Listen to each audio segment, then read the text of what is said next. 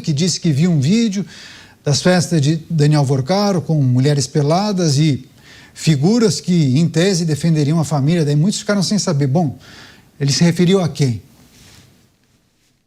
Eu não tive como não ver, Caniato. Foi impossível. Tanto o vídeo do garotinho quanto o comentário.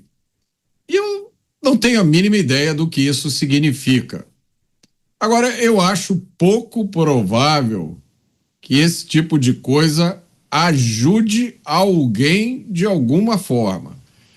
Eu sei que uma candidatura à presidência da República representa muito, né? Num país como o Brasil, você ser presidente da República é quase como ser imperador, né? Exceto no caso de Jair Bolsonaro. Quando ele foi presidente, parece que decidiram tirar todos os poderes da presidência da República. Mas hoje voltou a época em que o presidente da República é um ser super-humano, pode fazer o que quiser.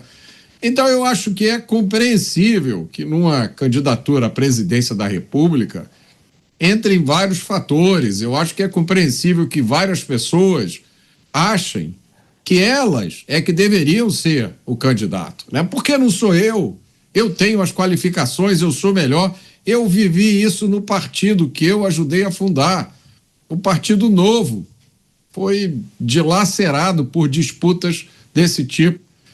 Além disso, como eu já disse aqui, a política é uma atividade que mexe diretamente com o ego, com a vaidade. Isso acontece, às vezes, de formas muito sutis. Você está convicto, você tem certeza que você está fazendo o que é melhor para o país, você está defendendo a verdade, você está defendendo a coisa certa, mas, na verdade, é a vaidade que está falando mais alto.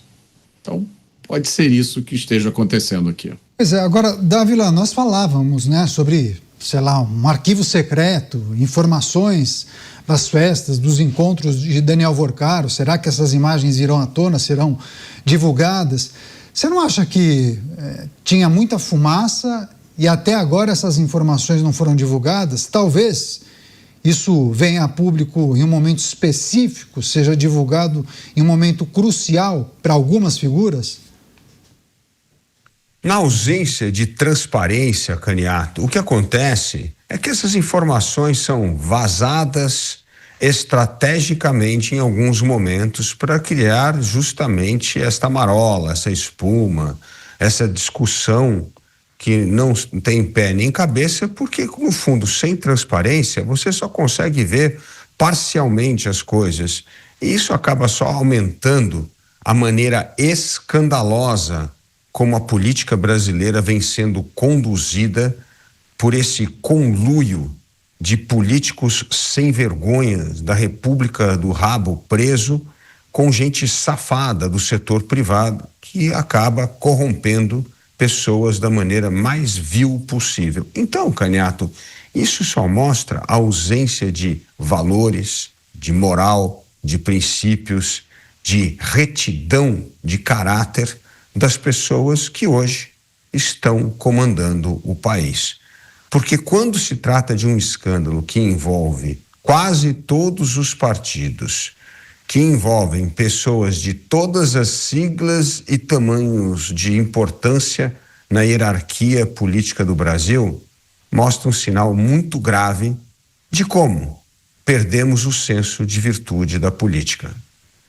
Pois é, Musa, me lembro que você, no princípio, mencionava as muitas informações que estavam sendo divulgadas a respeito dessa vida extravagante de Daniel Vorcaro.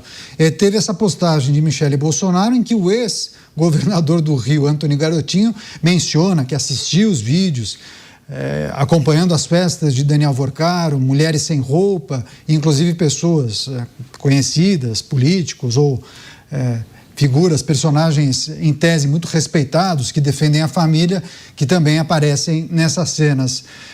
Não se sabe muito sobre isso. Agora, você acha que tem algum tipo de conexão alfinetada ao enteado?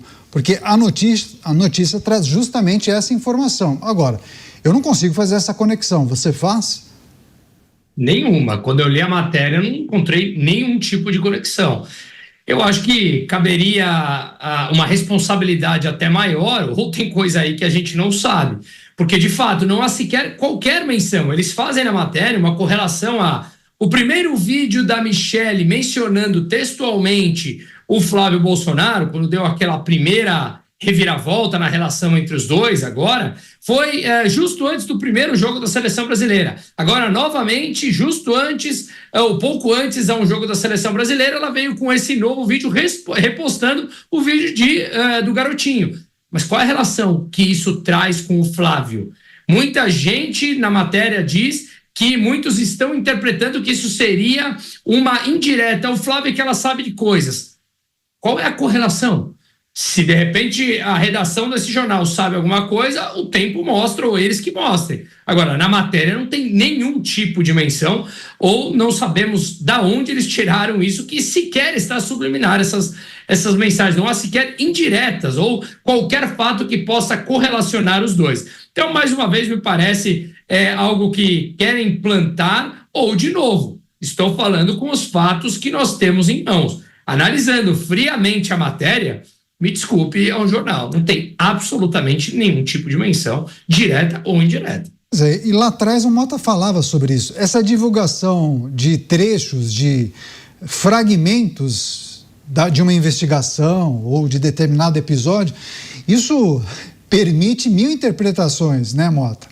E a depender do veículo que acaba acessando determinado arquivo, faz a leitura ou uma leitura dinâmica e acaba tentando traduzir isso em um texto jornalístico, a depender de quem lê o conteúdo, pode também fazer uma leitura muito diferente do outro, que fez a mesma leitura, né? Eu acho que poucas vezes existiu uma situação tão desfavorável à direita, a quem é conservador ou liberal, como existe hoje no mundo. Se você é conservador, por exemplo, você já tem que começar dando explicações. Então, eu acho que não há necessidade nenhuma da direita ficar atacando a própria direita, porque a esquerda já faz isso muito bem. A maioria dos meios de comunicação faz isso muito bem.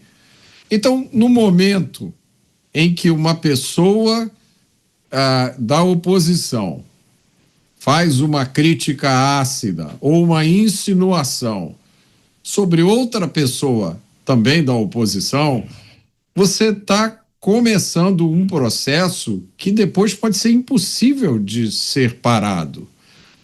Esse é o perigo dessa situação, é criar fissuras irreparáveis, porque tudo isso que está sendo dito ou insinuado vai ficar para sempre registrado nas redes sociais. Vai ser impossível depois colocar esse coelho de volta na cartola. O perigo disso é criar divisões que que a direita não consegue suportar nesse momento, né? E uma coisa é certa, há muitos eleitores confusos com o que está acontecendo. As pessoas estão se perguntando, mas espera aí, se Jair Bolsonaro escolheu o Flávio como candidato e Jair Bolsonaro é pai de Flávio, então ele conhece as qualidades, os defeitos do Flávio, ainda assim Jair Bolsonaro escolheu o Flávio como candidato. Portanto, todo mundo que teoricamente diz que segue a liderança de Jair Bolsonaro precisaria necessariamente apoiar Flávio. Mas não é isso que está acontecendo. Então as pessoas não entendem nem o que está acontecendo, não entendem as motivações e não entendem qual é a alternativa que as pessoas que são críticas à candidatura de Flávio pretendem atingir nessa altura do campeonato, na situação em que o Brasil está vivendo, tá? No momento em que qualquer pessoa, por qualquer declaração, por uma palavra, está sujeito a perder o mandato, a ser cassado, a se tornar inelegível, ou até ser processado, ser preso, ter suas contas congeladas. Esse é o Brasil de hoje. As pessoas se perguntam como é que, na situação atual, um sentimento de beira do abismo que a gente tem, ainda se encontra tempo e energia para entrar nessas disputas que aparentemente não vão levá-lo a lugar nenhum.